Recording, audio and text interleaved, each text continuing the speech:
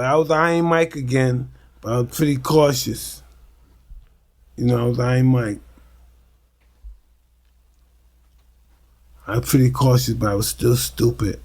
What was going on in your head when you came out? That people were looking at you weird? No, I was bitter. I had a chip on my shoulder. Angry? Yeah, I wanted to succeed and fucking say, fuck you, motherfucker. How long did the anger last for before you realized? A couple of years. But I'm cool now. Yeah.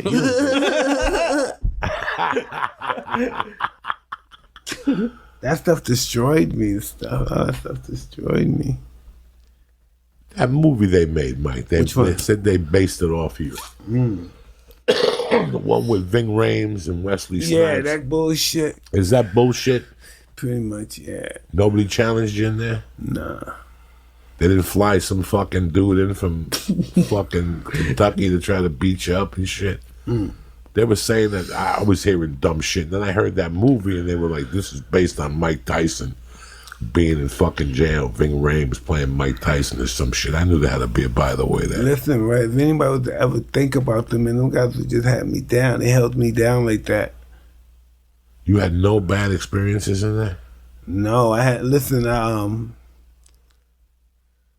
yeah, I had one of the best times. For that 3 years, that was like kind of like the best time of my life. I had a ball in prison.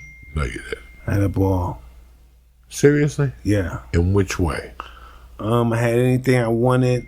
I had, I got my, she was not my teacher, you know, so you go to school in prison. I got my teacher pregnant in prison.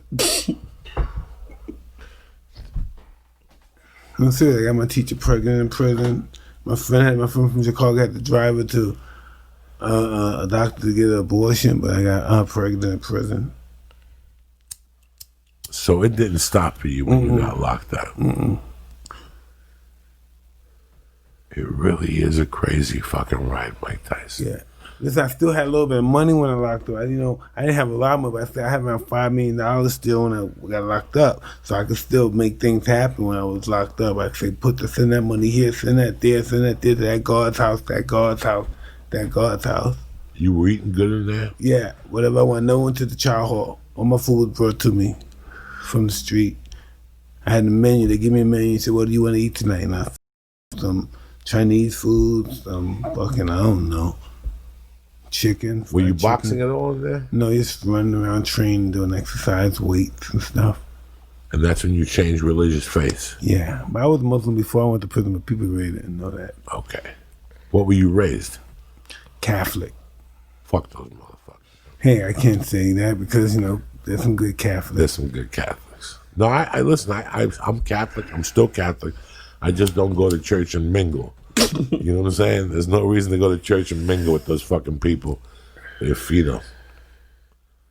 So what was that like then? Like being king of prison versus, like you weren't king of, like when you were 15 or 13 in juvie 38 times. Like they didn't do whatever you wanted then. No, I was a young kid. I didn't have no money and no stuff like that. But I knew everybody in the prison because most of the guys from my neighborhood that were locked up, you know. Some guys you used to see from other places like Queens or the Bronx that you meet on 42nd Street. I pretty much knew everybody in my juvenile time being locked up. I knew everybody. Did you go into a city a lot when you were a young man? All the time, pickpocket. All the time. No shit. Yeah, remember you robbed those perverts and stuff? Right. Yeah, on 42nd Street we used to do that too. Say we'd go with them. Come on, I'll go with you. Me and my friends beat the shit out of them. Take their money. Those perverts never call the cops. No, they can't. They never call the cops. Those little pedophiles, when you jump them and lay a beating on them, they can't call the cops. It was funny. With me, I think that the word got out that they were getting beat on. Like the word was definitely out, don't go over there. The people that are over there sucking your dick, but they'll beat you to death and shit. And the guy who got me finally, that fucked me up, he was waving down the cops. Like he was there as their savior. Like I went back there, I went down there on a bad fucking night. And I tried to suck his dick and I didn't even follow the route. You're supposed to take him deep a little by the tree. Yeah, you take him too shallow, people could still see him. I took him on Boulevard East. and I smacked him on Suicide Bridge. And that was my... If I would have had him by the dirt, I would have tackled Somebody heard him. him scream? Nobody heard him scream. The only person who was screaming was me, Mike Tyson. When he unloaded 50 fucking style Mike Tyson shots to my head. He was one of those aerobic pedophiles and shit. This motherfucker went to the gym and jumped rope with candy in his mouth. And he lit me the fuck up with probably 11 punches. And he knew how to hit Mike because he was going up here. He was going, and I was covering myself. Fucking you up? Oh, man. He was fucking me up with hooks. The next day, it wasn't my lip that was busted or my nose that was a little fucked up. It's the damage he had done to my head. My head even looked weird. My head looked like Zombo.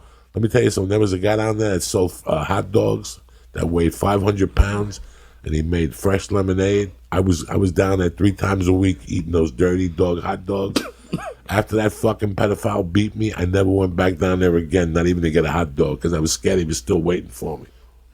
Yeah, I got jumped. It was a mugging that was a fucking